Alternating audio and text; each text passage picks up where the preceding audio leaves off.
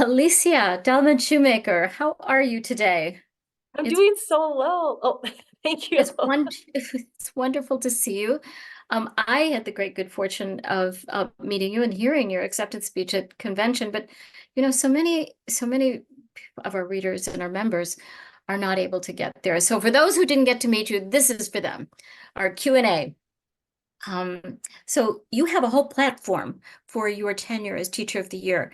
And I think that perhaps a postgraduate degree that you have will provide some of the foundation of what you wish to do for the profession and with the profession over the course of this coming year. Yes, I engaged in and received a degree as an education specialist because I was so interested in systems thinking and really its potential to impact our collective advocacy efforts and move our profession forward. Systems thinking has the ability to really amplify, elevate, and even establish initiatives that can impact opportunities and outcomes for our students, as well as really how our programs progress and continue to grow and thrive in the future. And I feel like it has so much potential to impact at a local, state, national, and even perhaps an international levels. And I think that you've also gotten involved in advocacy at a professional level, but I think advocacy also comes to you quite naturally from a very early age. You want to talk a little bit about advocacy? Yes. So I attended a one-room schoolhouse in Nebraska, and one-room schoolhouses at the time were considered class one schools. There were many legislative initiatives to close class one schools, partly because of how they were funded, but also just because of some restructuring that was happening at the time in our state. And so I had the opportunity as an elementary student to go with my classmates to our state capitol building and to engage with senators and talk about why we loved our school, why it was important, and really the heart of many of our communities. And I feel like that showed me from a young age how important it is to have many diverse voices and perspectives when you're advocating. I think part of the reason that our efforts succeeded in defeating many of those legislative initiatives were the fact that we had so many different individuals from different parts of the state. We had stakeholders and many avenues for advocacy.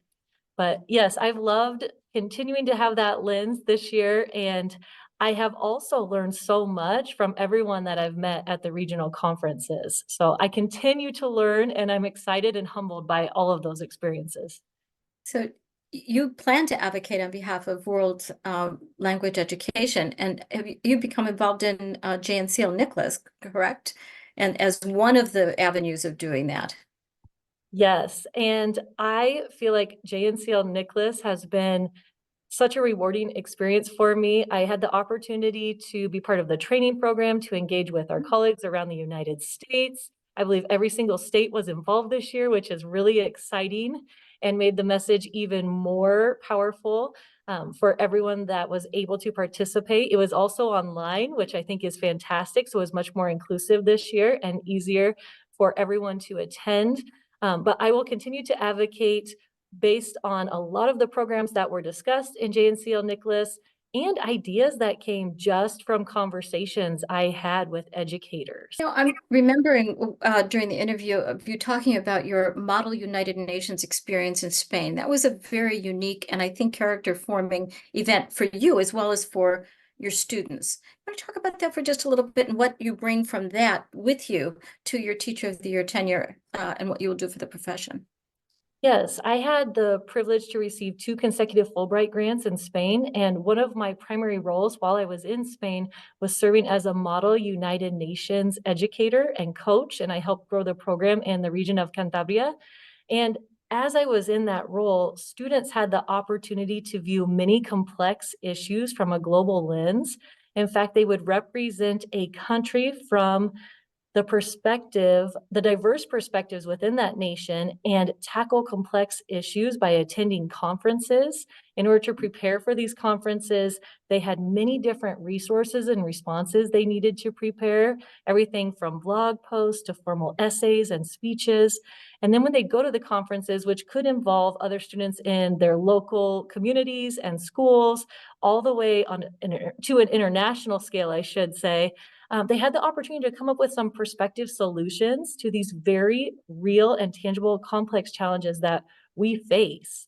I did have the opportunity to take my students from Spain to the United States, to the United Nations in New York City for a conference. So they really had an opportunity to engage with others. And my students also had chances to engage with embassies of the countries they were representing.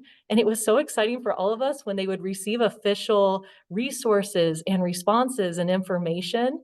And I feel like that was a way for me to pay it forward to them to know that they too could have an impact and have some agency, even from such a young age, in a lot of the information sharing and conversations that are taking place across the globe. I'd like you to give you an opportunity to say succinctly to readers what you hope to accomplish during this year. And we've talked about systems thinking and we've talked about advocacy. Can you take that one step further and meld it into your vision for what you hope to learn and what you hope to give? Because I know that it's always a two-way street, isn't it? Yes, and actually from each of the regional conferences, many have laughed as I've shown them. They said, "How are you collecting all of the ideas and information that you're receiving?" I attend so many sessions. I am able to have engaging conversations with all of our colleagues who bring so much wisdom and expertise and experience with them. And so I've actually have a spreadsheet with tabs of different ideas and information to include.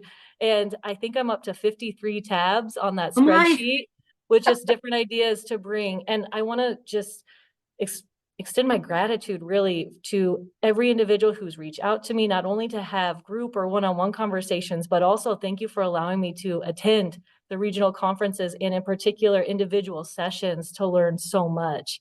And I feel like that is really part of what I want to bring as Teacher of the Year. I want to be able to share a lot of the diverse perspectives and also invite individuals who I have engaged with to share themselves. So I'm going to put this in the context of you as a human being, because you are a mother, not just a teacher and not just Teacher of the Year. And you are juggling not just 50 tabs on a spreadsheet, but 3 children at home and a partner and a family to maintain. So you are a multifaceted individual, as are all teachers. But I just want to bring that human side of you to fore, because you've had a grueling schedule. I don't know. You were at the convention just literally weeks after your youngest child was born. Is that right? Yes, I was on maternity leave in November in Chicago, but I wanted to just that was only really possible because I have the privilege of having a support system, not only with my colleagues at school, but also with my partner Mhm. and extended friends and family. Teachers I know are juggling many different complex issues, and I just hope that we can always be open and welcoming and help one another when we're able. Well, thank you so very much. It's just been a delight to get to know you. I know that all of your colleagues want to know who you are and what you're doing, and to support you in that as you support them. Thank you so much for the generous words and this opportunity. I've also enjoyed getting to know you, and I know many of us have read all of your work for years. So thank you for all of those efforts.